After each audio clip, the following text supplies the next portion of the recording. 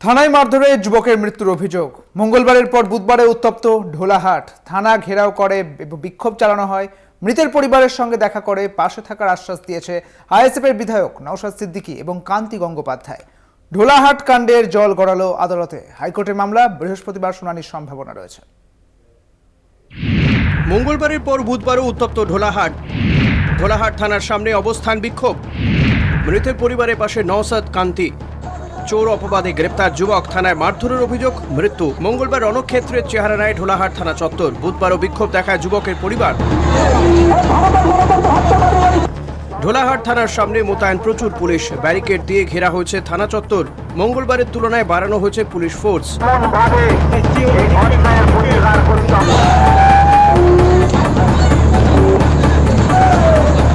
দ্রুততার সঙ্গে যারা এই মৃত্যুর আসামি, যারা মার্ডার করেছে, তাদের অবিলম্বে অ্যারেস্ট করতে হবে।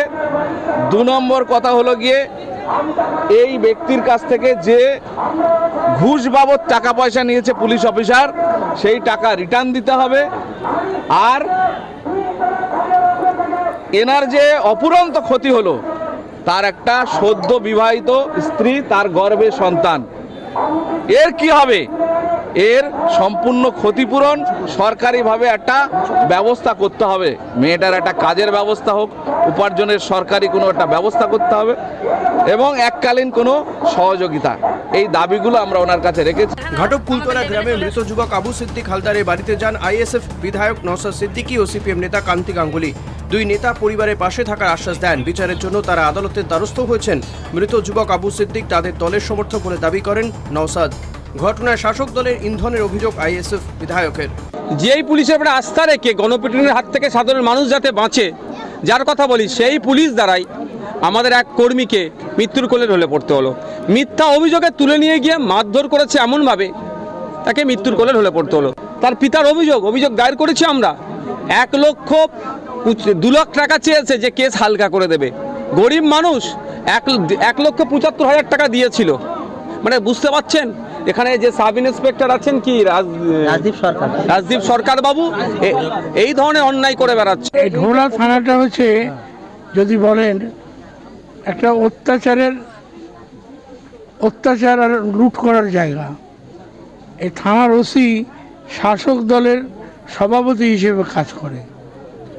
সমস্ত রাজনৈতিক দলের কর্মী যারা আছে, নির্বাচনে যারা জয়ী হয়, তাদেরকেও ধরে মিথ্যা মামলা জোর করে অন্য দলে যোগ দেওয়ার জন্য এরাই সব ব্যবস্থা করে। একটা লুটের রাজত্ব কায়েম করেছে ঢোলা থানা। এই ঢোলা থানার যারা যুক্ত, তাদের শাস্তি চাই। 21 বছরের ছেলে, তার ক্ষতিপূরণ চাই। তার জন্য সঠিক প্রক্রিয়া থাকা উচিত এবং সেটা ব্লক বিডিও অফিসে সুনির্দিষ্ট দরখাস্ত করুক, আমাদের সরকার নিশ্চয়ই বিবেচনা করবে। সেই সুনির্দিষ্ট প্রক্রিয়ার মাধ্যমেই যাওয়া উচিত এবং আদৌ সত্যিকারে কি ঘটনা ঘটেছে সেটা তথ্যটা সামনে আসুক। না হলেও আমাদের সরকার ভীষণ মানবিক সরকার, প্রত্যেকটা পরিবারের পাশে থাকে, সেটা আপনারা জানেন, দলমত নির্বিশেষে সবার পাশেই থাকে।